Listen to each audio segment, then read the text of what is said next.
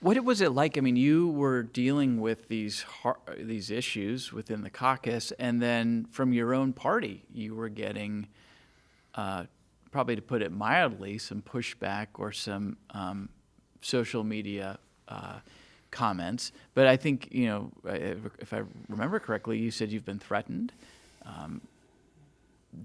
that you've had to worry about your own family. And this is because you've been doing your job here, but you haven't always made even people with your own party happy. How did the tone and tenor as a Republican of what you're dealing with in terms of constituents and members of the public and the social media climate change and evolve? Well, I think that rhetoric has become a lot more violent. It's become there's been this high standard for you have to be on the team in every single way, and if you're not, you're a traitor.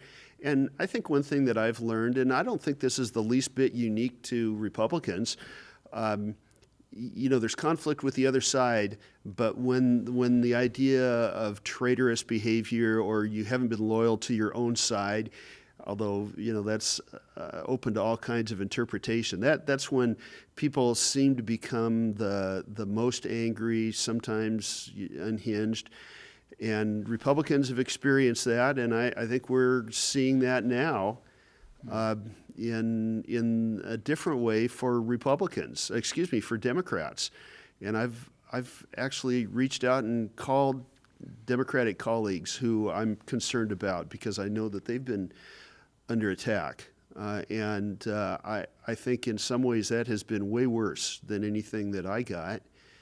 And I'm really worried about some of the people that are trying to do a good job in public life. I'm being very careful how I express this because I would hate to politicize any of this because people are scared. Some of them have lost relatives or acquaintances. In terrorist events, and we just have to be able to move beyond that.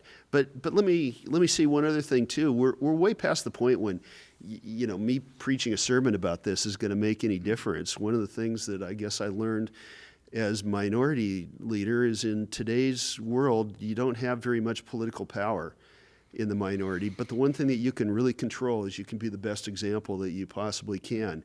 And that's when you have to give up on making everybody happy. You have to look into your own heart and really think hard about what do I want to be remembered for? Who's going to be watching this? And am I providing an example that's going to help us down the road? You can check out the rest of the show by clicking on the link below or by watching Inside Olympia Thursday evenings at 7 and 10.